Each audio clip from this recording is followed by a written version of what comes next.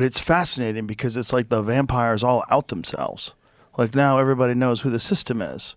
Like if you're just lying openly about U.S. aid and then they come and hear you talk on a podcast and explain what's really going on. Like he's starving mothers. There's mothers that can't get food. Totally false. That's all you're hearing. Yeah. That's no one's talking in any of these mainstream liberal talk shows. No one is talking about all this fraud and waste. Yeah, because we're cutting off their graft machine. So that's what they're upset about. That's the real thing they're upset about. And if people want to know what DOGE is cutting, and I want to be clear, like these are cuts that DOGE recommends to the department, and usually these recommendations are followed, but these are recommendations that are then confirmed by the department. You can see line by line what DOGE has done at doge.gov. So whatever we do, we put on doge.gov so you can see everything that is being done. And there's a tracker that shows how much money has been saved. Yeah. Yeah. And you can look at each line item and, like a bunch of these sort of far left shows will say like, oh, it's a constitutional crisis, blah, blah, blah. But what they won't do is point out which payments are wrong. Right. So my challenge to them is point out which payments are wrong. Yeah, go through it. Which of these sort of waste/fraud things are wrong? Which line? Explain that line to the public. They won't be able to. Right. Yeah, that's why you're not hearing any specifics. You're hearing anecdotal stories about mothers starving. But we can name the specifics. Yeah. Line by line. And we got the receipts. And here's the other thing. If you're we post the receipts. And if you're only talking about the propaganda talking points and you're not talking about the very clear fraud and waste, it's very obvious what you're doing. Yeah. You're just gaslighting. Yeah, totally. Yeah. So exactly, because we're saying, like, look, in fact, I've said we're going to make mistakes. We're not going to be perfect. So if we make a mistake, we'll quickly fix it. So we'll we need to act fast. So stop wasting billions of dollars of taxpayer money. But if we make a mistake, we'll reverse it quickly. Right. And, so. There's also this interesting narrative that you shouldn't have access to this Social Security information, as if no one's had access to it before, as if the Biden administration in 2023 there was like 53 people, some of them were students, that had access to all this stuff. Yeah. As it is, there are tens of thousands of federal employees that have access to, already to the system. Anyone from DOGE has to go through the same vetting process that those federal employees went through. So there's not like some unvetted random situation. If, for example, there's a security clearance needed, the DOGE person has to have that same security clearance. So there's no reduction in security. But I mean, obviously the vast numbers of Social Security numbers have leaked onto the internet. People have hacked the government systems multiple times. Vast amounts of public information has been hacked and dumped onto the internet.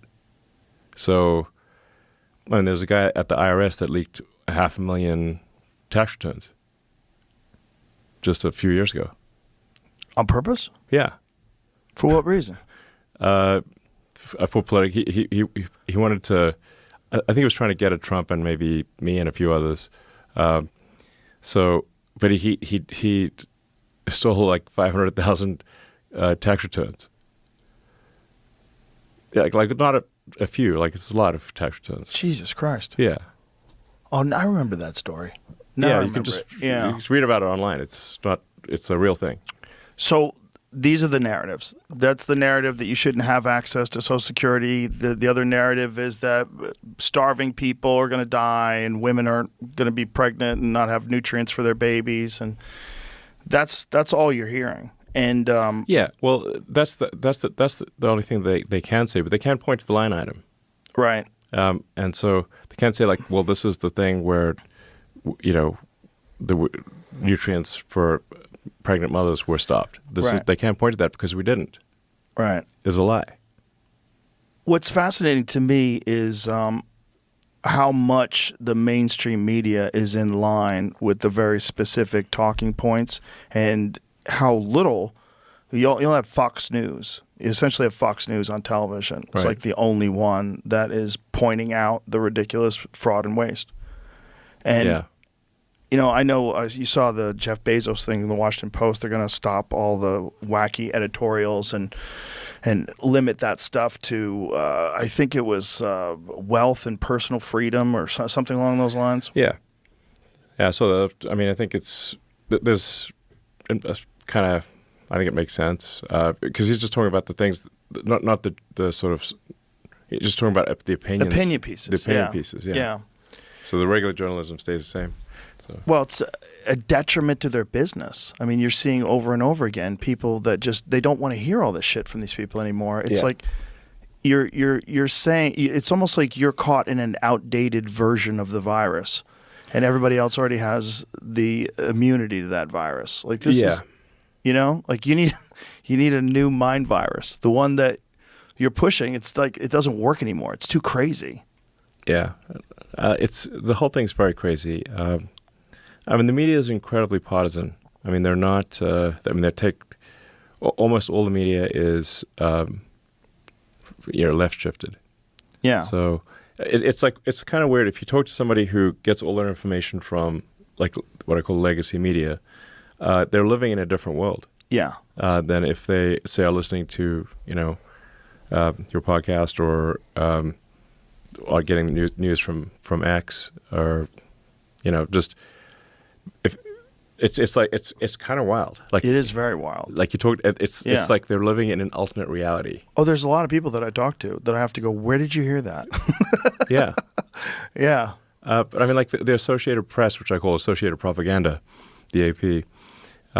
They ran a international news story saying that DOGE fired air traffic controllers, but we didn't fire any air traffic controllers at all. In fact, we're trying to hire air traffic controllers, not fire them. Yeah, I saw that. You made a tweet about it, right? Yeah. What do you call it now? Do you call it a post? Post, yeah, whatever. You can't call it a tweet, though. Do you call it a tweet accidentally I call it ever? Post. I don't know how to listen to. But like if one like let's say if somebody puts up like an 2-hour long video, that's not a tweet. Right. It's a post. Yeah. Good point. Yeah. Yeah. For sure. Yeah. So. But I'm not hard over if people still want to call it a tweet, whatever. But you put a post about it, just to get back to it, saying that we need highly qualified air traffic controllers. If you've retired, if you would consider doing it again, we could use you. Yes. So a lot of really qualified air traffic controllers were pushed out because of DEI stuff. So, not to be blunt, a bunch of really good, talented old white guys were pushed out. It's not cool.